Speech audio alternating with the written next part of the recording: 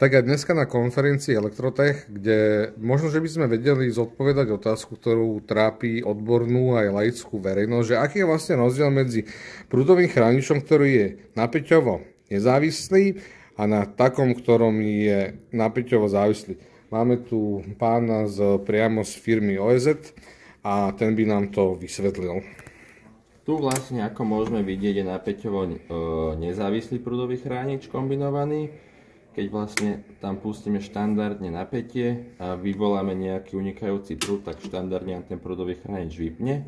Rovnako takú situáciu urobíme aj napäťovo závislom prúdovom chrániči, kde vlastne tiež dáme a samotný prúdový chránič vypne.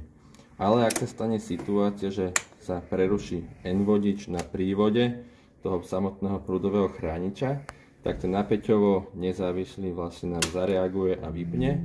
Kdežto keď to dáme na opačnú stranu, kde vlastne je to napäťovo závislý a vyvoláme opäť tú reakciu, aby tam prišiel nejaký unikajúci prúd, tak sa vlastne nič nestane. To z toho dôvodu, že tá samotná elektronika toho napäťovo závislého prúdového chrániča je napájaná a tým pádom vlastne nemá niečo, kde vlastne nie je napájaná, tým pádom nie je možné, aby ten samotný prúdový chránič vybavil.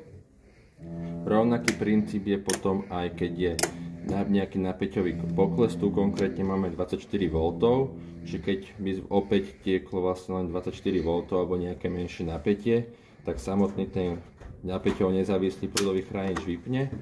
Ak by sme to prepli na opačnú stranu, kde je ten napäťovo závislý, ten nevybaví z toho dôvodu, že tá elektronika na svoju funkciu potrebuje nejaké vyššie napätie, ako je tých 24 V, môže to byť 50, 70, 100, záleží od aplikácie.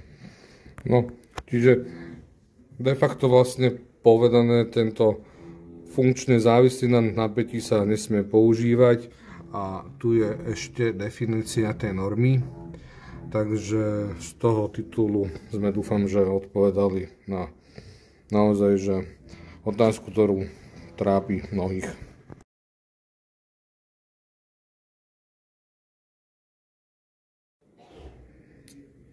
A ešte si zodpovieme jednu tiež otázku, ktorú trápi jak odbornú, tak laickú verejnosť, že ja veľakrát pri revízii fotovoltických elektrární, ktoré sú namontované v rodinných domoch, vytýkam, že sú tam prúdové chrániče typu AC.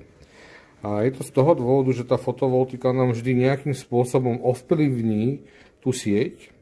A teraz tu mám pána z firmy OEZ, ktorý má takýto super kufrík, kde vie nám ukázať, že prečo to tak vlastne je a prečo tam, kde sú tie fotovoltické elektrárne, by sa práve že mali montovať prúdové chrániče buď A alebo typ B. Takže ja mu odovzdávam slovo a nechávam to na ňom. Dobrý deň. Takže máme tu tri typy prúdových chráničov, či už AC, Ačko a Bčko. Keď si pozrieme štandardný AC-čkový prúdový chránič, ktorý sa najčastejšie používa ešte stále, ktorý reaguje na sinusovú vlastne tú unikajúcu zložku, čiže keď štandardne stlačím test tlačítko, sa samotný prúdový chránič vybaví. Keď tam vlastne dáme štandardne iba unikajúcu AC-čkovú zložku, tú striedavú, vidíte, že pri nejakých 18 mA ten prúdový chránič bezpečne vypol. Ale ak sa nastane situácia, že tam dáme nejakú jednosmernú zložku, ktorá nám vlastne teraz už generuje či už samotná fotovoltika, alebo už aj rôzne spínané zdroje. A skúsime vlastne teraz zapnúť test tlačítko, tak vidíme, že samotné test tlačítko nereaguje. To z toho dôvodu, že vypínacia charakteristika tohto prúdového chrániča sa nám posúva vyššie. Môžeme to vidieť, aj keď postupne budeme zvyšovať tú striedavú zložku.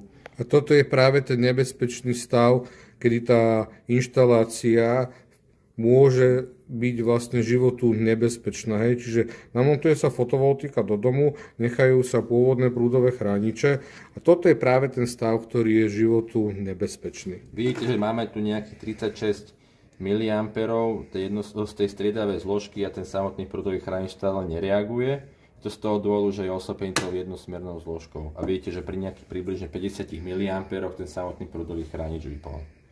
Potom tu je prevedenie typ A, vlastne, ktorý už reaguje aj na pouznú jednosmernú zložku nejakú, ktorá môže v sieti nastať. Čiže Keď štandardne opäť test tlačítko nám funguje, dáme tam iba čistú sinusovú zložku, čiže vidíte pri nejakých 13 mA ten samotný prúdový chránič vypol. Ak si dáme teraz funkciu, alebo respektíve zasimulujeme to predtým, čo sme tu mali, tú situáciu, že tam dáme nejakých 40 mA tej jednosmernej zložky a postupne budeme zvyšovať tú striedavú zložku, tak môžeme vidieť, že ten samotný prúdový chránič pri nejakých 17 mA vypol.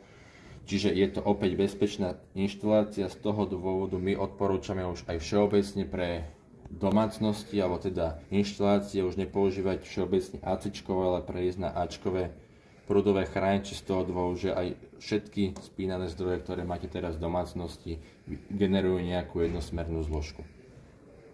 Rovnako potom je aj typ B, tento by ste mali použiť všade tam, kde je použitá fotovoltika, pokiaľ nie je striedač, ktorý má vnútornú ochranu tej jednosmernej zložky, čiže také tuším jeden alebo dvaja výrobcovia na svete, ktoré také majú, ale tak najbežnejšie sa používajú, ktoré nemajú tú ochranu, čiže tým pádom všetky prúdové chrániče, ktoré máte v domácnosti, by mali mať typ B.